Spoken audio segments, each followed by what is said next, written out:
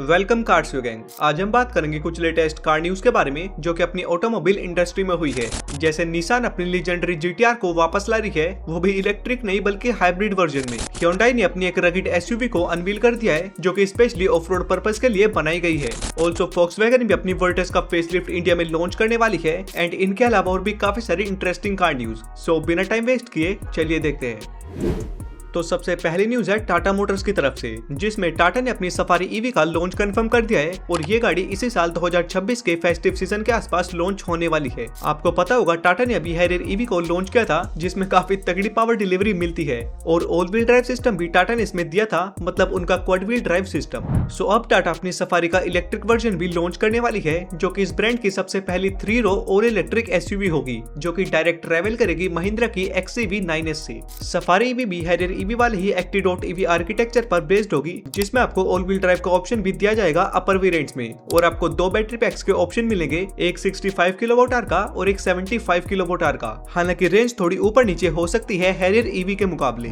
बाकी features wise इसमें आपको ऑलमोस्ट सेम चीजें मिलेंगी जैसे हैरियर ईवी में भी दी गई है, चाहे वो ऑटो पार्क असिस्ट हो या फिर इनका ट्रांसपेरेंट मोड। सो देखते हैं और वेट करते हैं इस गाड़ी के लॉन्च का।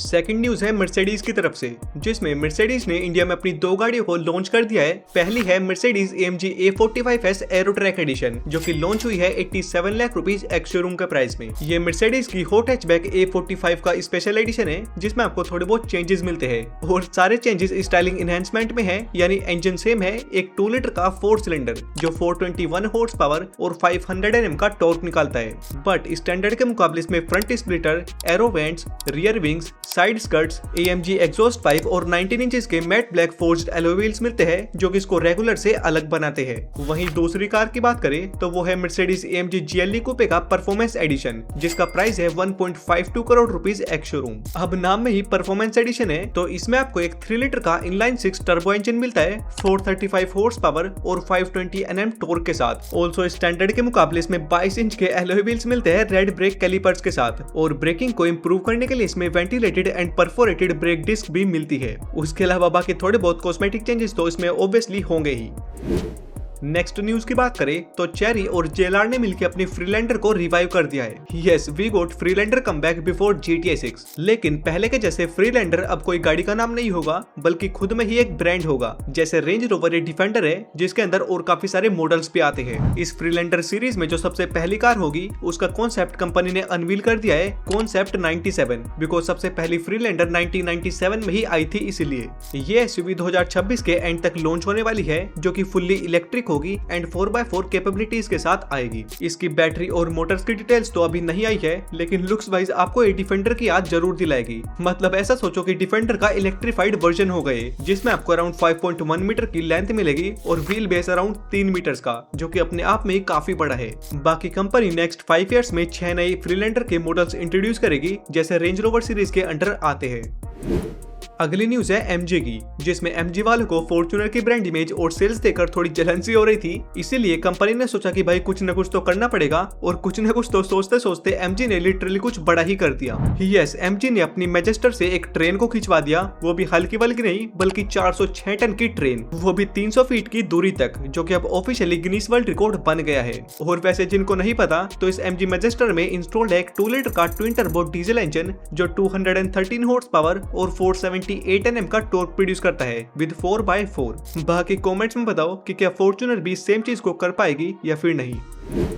नेक्स्ट न्यूज है निसान की तरफ से और काफी मस्त न्यूज है। निसान ने अनाउंस किया है कि वो अपनी नई GTR के डेवलपमेंट पर काम कर रही है और इसको लॉन्च भी करने वाली है। आपको पता होगा कि निसान ने अपनी GTR R35 को ऑफिशियली डिसकंटिन्यू कर दिया है, तो इसीलिए कंपनी अब अपनी नेक्स्ट R36 GTR को लाने वाली है। और मजे की बात तो ये है कि ये गाड़ी इलेक्ट्रिक फॉर्म में नहीं बल्कि हाइब्रिड वर्जन में आएगी जो कि EV से तो काफी बेटर है। नई R36 GTR में एकदम नई चेसिस होगी और एक्सपेक्टेड निसान का VR38 इंजन लगेगा विद हाइब्रिड टेक। और लुक्स में भी कंपनी प्रीवियस वाली GTR से थोड़े डिजाइन क्लूज कैरी फॉरवर्ड करेगी ताकि थोड़ा मैचिंग हो जाए। बाकी कंपनी के अकॉर्डिंग नई GTR 2028 तक रिवील होगी और उसके बाद फिर लॉन्च होगी, यानी 2-3 साल का टाइम अभी और है R36 GTR को आने में।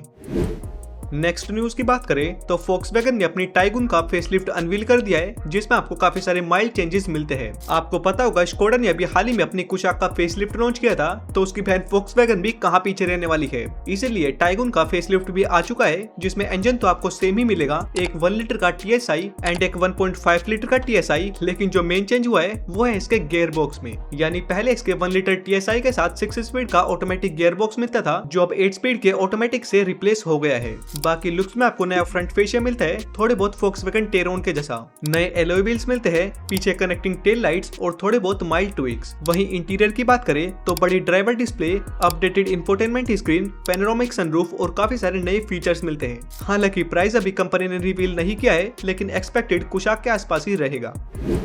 एंड Volkswagen की बात कर ही रहे हैं तो नेक्स्ट न्यूज भी इसी कंपनी की ही है, जिसमें Volkswagen अपनी वर्टेस का फेसलिफ्ट भी जल्द ही लॉन्च करने वाली है, जिसकी टेस्टिंग भी स्टार्ट हो चुकी है और अगले कुछ महीनों में मार्केट में भी आ जाएगी। अब फेसलिफ्ट है तो इंजन तो इसमें सेम ही रहेगा, एक 1 लीटर का और एक 1.5 लीटर का इंजन, लेकिन जो मेन चेंज होगा मींस थोड़े बहुत चेंजेस होंगे, वो होगा इसके डिजाइन क्लूज में, जैसे रीडिजाइंड बम्पर्स, नए एलॉय व्हील्स और एक्सपेक्टेड कनेक्टिंग टेल लाइट्स भी ऐड हो सकती है। हालांकि एग्जैक्ट लुक्स और फीचर्स तो इसके ऑफिशियल अनवील के बाद ही पता चलेंगे, सो देखते हैं और वेट करते हैं इसके लॉन्च का।